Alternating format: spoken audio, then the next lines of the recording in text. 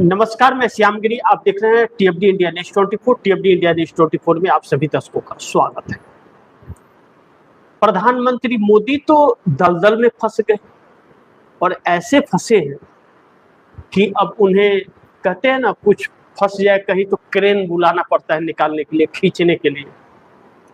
तो उसके बाद में क्रेन से निकालने के बाद चाहे गाड़ी हो या कोई चीज, वह पिचक उचक जाता है, टूट जाता है, वो किसी काम का नहीं बचता, स्क्रैप हो जाता है।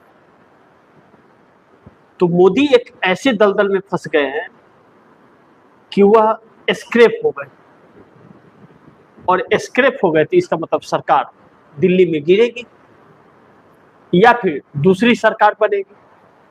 लेकिन एक बात तो तय है कि इस देश की युवा पीढ़ी, जिसे जेनजी कहा जा रहा है, उस जेनजी ने मोदी सरकार को पूरी तरह से झकझोर दिया है, हिला करके रख दिया है, इसमें कोई शक नहीं है। जिस तरह से प्रयागराज के अंदर युवाओं की तस्वीर निकली, उस तस्वीर ने पूरे देश में हड़कंप सा मचा दिया है। एनडीए गठबंधन हो, चाहे वह व्यापारी हो जो सरकार के पूरे फायदे उठा रहे हैं, अडानी अंबानी जैसे लोग हो, चाहे चुनाव आयोग हो, जुडिशरी हो, और चाहे भारतीय जनता पार्टी हो।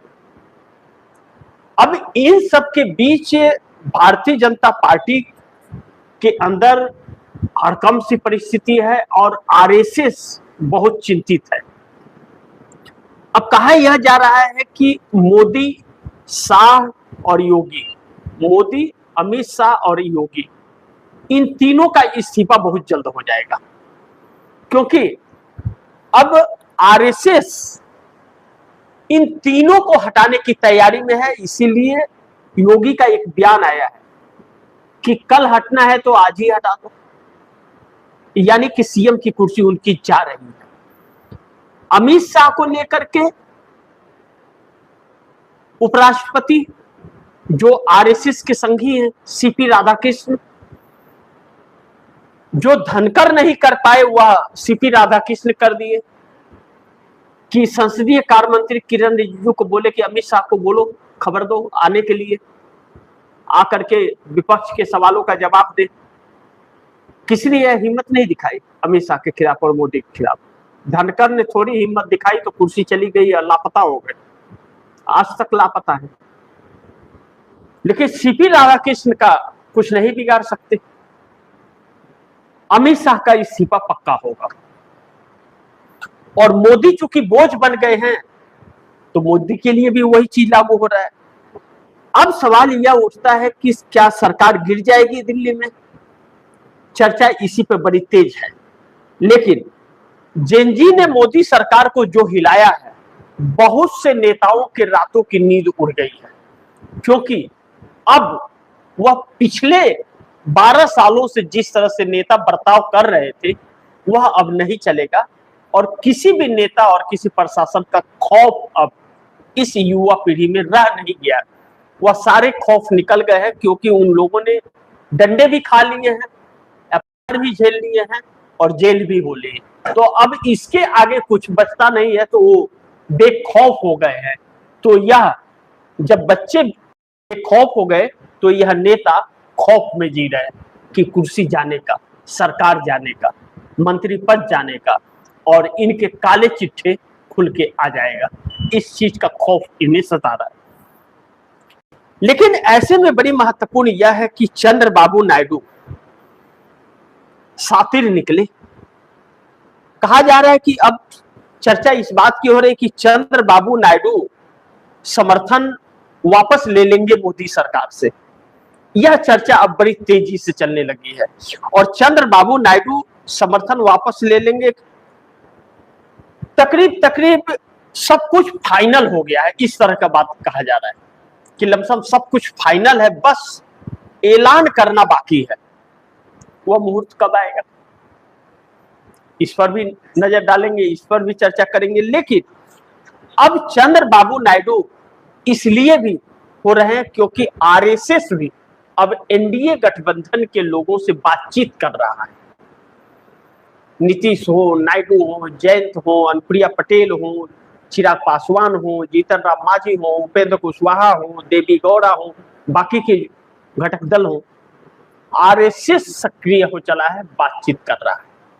यानी कि आरएसएस यह मान रहा है कि हमने गलत व्यक्ति को प्रधानमंत्री बना दिया है और इसे हटाना जरूरी है। एक बड़ी महत्वपूर्ण सूचना आप दर्शकों को देना चाहूंगा। चर्चा इस बात की हो रही है कि कल राहुल गांधी के प्रयागराज में प्रोग्राम संवाद खत्म होने के बाद जो एक भूकंप सी परिस्थिति मची, आरएसएस प्रमुख मोहन भागवत को जो कॉल्स जा रहे हैं, इस तरह की चर्चा चल रही है और कोई बहुत वरिष्ठ पत्रकार कह रहे हैं जो आरएसएस को बहुत अच्छे से कवर करते हैं कि अमित शाह, योगी और मोदी तीनों जाएंगे, क्योंकि अब नहीं तो भारतीय जनता पार्टी के अंदर बहुत बड़ा भूचाल मचने वाला है। कई राज्यों के नेता अब तंग आ चुके हैं मोदी का बोझ उठा करके।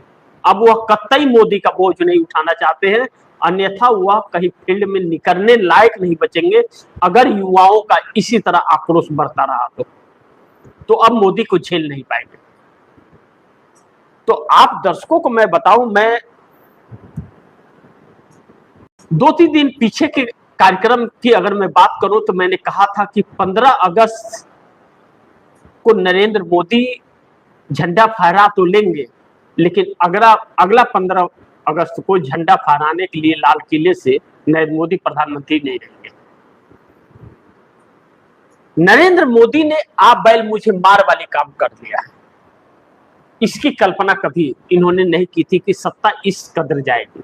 और योगी आदित्यनाथ का बयान भी बहुत कुछ महत्व रखता है कि कल कुर्सी से हटना है, आज ही हट जाओ, यानी कि कल हटाना है तो आज ही हटा दो, जाना तो तय है। तो योगी को पता है, योगी, मोदी और शाह, अब यह 3 टारगेट और इन लोगों को हटा करके सत्ता बनी रहे, इसके लिए एनडीए गठबंधन के घटक दलों से बातचीत जारी है। परिणाम क्या होता है, लेकिन कहा यह जा रहा है कि नीतीश और नायडू कांग्रेस के संपर्क में है और यह तेजी बढ़ रही है और कांग्रेस के संपर्क में है। तो चंद्रबाबू नायडू अब समर्थन वापस लेने के लिए मोदी सरकार से फाइनल बैठक करने वाले हैं अपने लोगों के साथ, 18 सांसदों के साथ। लेकिन इसमें पवन कल्याण भी होंगे। तो कभी भी किसी भी वक्त सरकार के अंदर एक बड़ा खंडमंडल बन सकता है, क्योंकि अब राहुल गांधी का जो हमला है और जिस तरह से देश के अंदर एक नया परिवर्तन वोटर्स के बीच आ रहा है, 2 चीजें हैं, महिला और युवा, यह दोनों एनडीए गठबंधन से भाग रहे हैं। युवा सीधा ललकार रहे हैं, महिलाएं जो आक्रोशित हैं मोदी सरकार से और एनडीए गठबंधन से, उसका गुस्सा चुनाव में झेल नहीं पाएगा गठबंधन का, और जो मोदी के साथ रहेगा उस सब का हर्ष मोदी वाला ही होगा, सुपड़ा साफ हो जाएगा। ऐसे में कुछ अहम सवाल है कि क्या चंद्रबाबू नायडू अब समर्थन वापस लेंगे, क्या नीतीश कुमार और नायडू मिलकर के समर्थन वापस लेंगे। नीतीश कुमार भी अब बहुत सक्रिय हो चले हैं, लेकिन चंद्रबाबू नायडू का कहा जा रहा है कि सब कुछ फाइनल है समर्थन मोदी सरकार से वापस लेने का। आगे उनका क्या प्रोग्राम होता है यह तो देखना महत्वपूर्ण होगा, लेकिन चर्चा इस बात की बड़ी तेजी से अब चलने लगी है।